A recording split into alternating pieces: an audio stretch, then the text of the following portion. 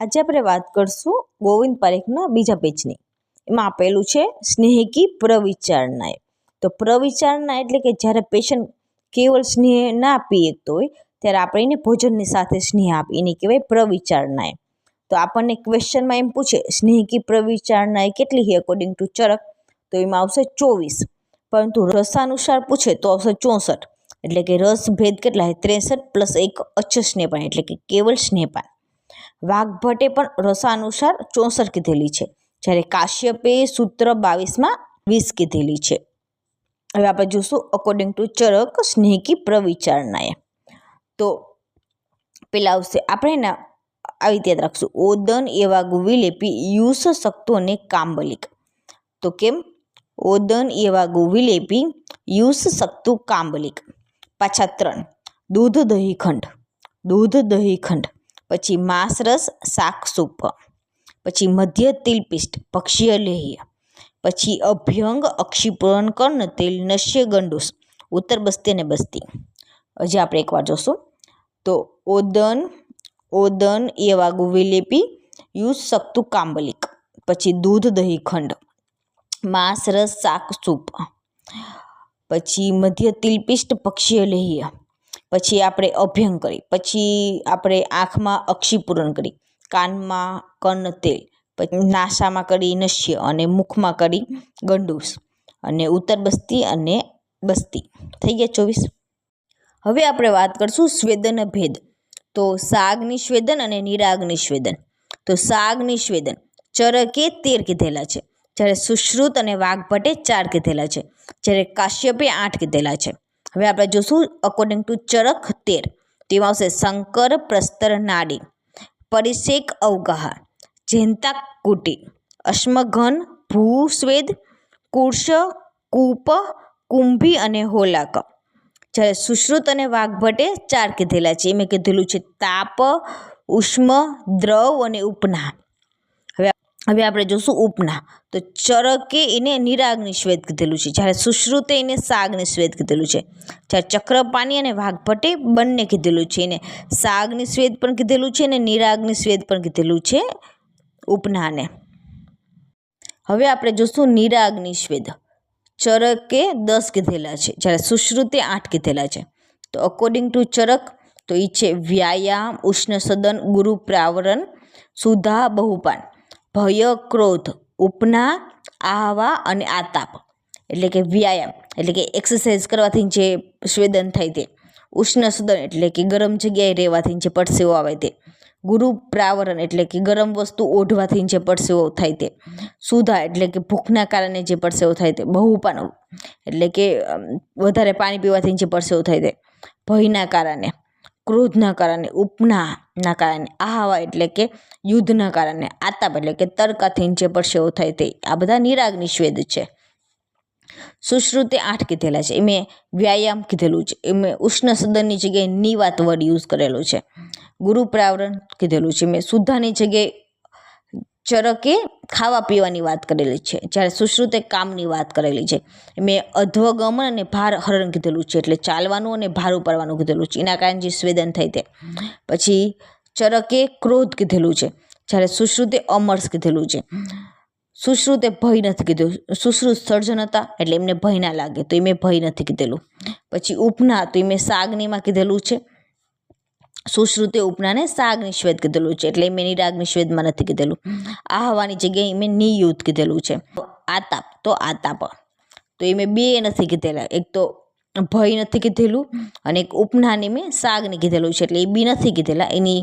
અને સુધાની જગ્યાએ મેં અધ્વગમન કીધેલું છે, બહુપાનની જગ્યાએ ભારહરણ કીધેલું છે અને ઉષ્ણ સદનની જગ્યાએ નિવાત વર્ડ યુઝ કરેલો છે, જ્યારે આહવાની જગ્યાએ નિયુદ્ધ વર્ડ યુઝ કરેલો છે.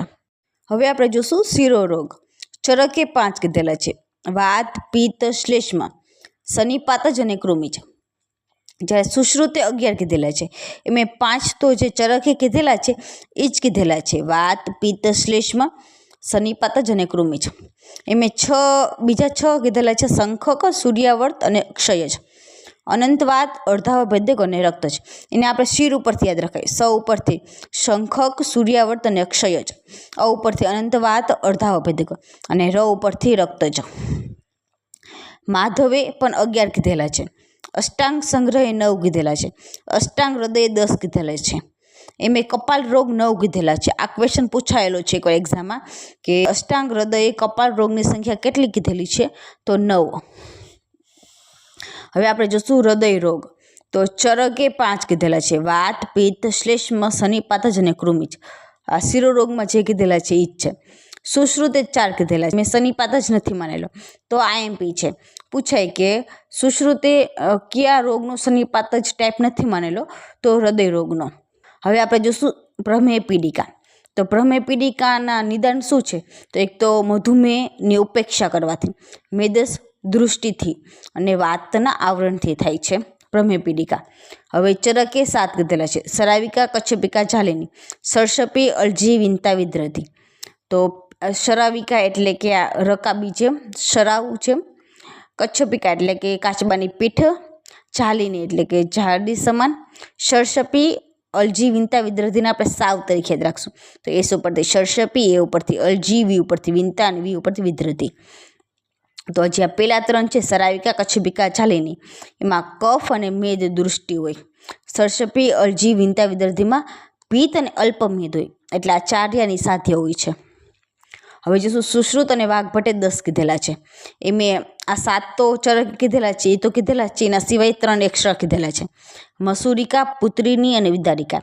તો એને આપણે એમ યાદ રાખવાનું કે મસૂરીથી પુત્રીની વિદાય કરીએ, તો મસૂરિકા, પુત્રીની અને વિદારિકા. તો આ પૂછાયેલો છે એકવાર કે પુત્રીની શું છે, તો એક પ્રમેય પીડિકાનો એક ટાઈપ છે.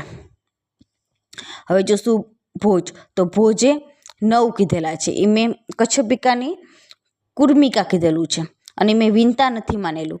તો ભોજ રાજા હોય તો રાજા કોઈ દી વિનંતી ના કરે, તો એ મેં વિંતા નથી માનેલું. અને એમને કુલનું વધારે હોય તો એ મેં મસૂરીથી જગ્યાએ કુલથી પુત્રીની વિદાય કરીએ, તો કુલથિકા કીધેલું છે મસૂરિકાની જગ્યાએ. એટલે રાજા ભોજે કીધેલું છે શરાવિકા, કુર્મિકા, ઝાલિની, સળસપી, અલજી, વિદ્રધી, કુલથિકા, પુત્રીની અને વિદારિકા. મેં વિંતા નથી માનેલું. હવે આપણે જોઈશું કાશ્યપ. તો કાશ્યપે 8 કીધેલા છે, એ મેં ચરકે જે 7 કીધેલા છે એ તો કીધેલા છે, એના સિવાય એક અરુંજિકા કીધેલું છે. એના પણ 4 ટાઈપ હોય, વાત, પિત્ત, કફ અને સનિપાત છે. હવે આપણે જોઈશું શોથના ઉપદ્રવ. તો એના માટે ચરકે 7 કીધેલા છે, એના માટે આપણે ટ્રીક યાદ રાખશું, જાતવાદસ. તો જ ઉપરથી જ્વર, એ ઉપરથી અરુચિ, ટી ઉપરથી તૃષ્ણા, વી ઉપરથી વમન એટલે કે છર્દી, એ ઉપરથી અતિશા, ડી ઉપરથી દૌર્બલ્ય, એસ ઉપરથી શ્વાસ. સુશ્રુતે 9 કીધેલા છે, તો એ મેં 2 એક્સ્ટ્રા કીધેલા છે, તો આપણે હિકા ઉપરથી યાદ રાખશું, હિકા અને કા ઉપરથી કાશ. અંતર વિદ્રધી કે સ્થાન. ચરકે 9 કીધેલા છે, જ્યારે સુશ્રુતે 10 કીધેલા છે, એ મેં 9 ચરકે કીધેલા છે એ જ કીધેલા છે, એક એક્સ્ટ્રા કીધેલું છે ગુદા. હવે આપણે જોઈશું અકોર્ડિંગ ટુ ચરક 9 ક્યાં છે, તો હૃદય, બસ્તી, નાભી, કુક્ષી, યકૃત, પ્લિયા, ક્લોમ, વૃક અને વંક્ષન.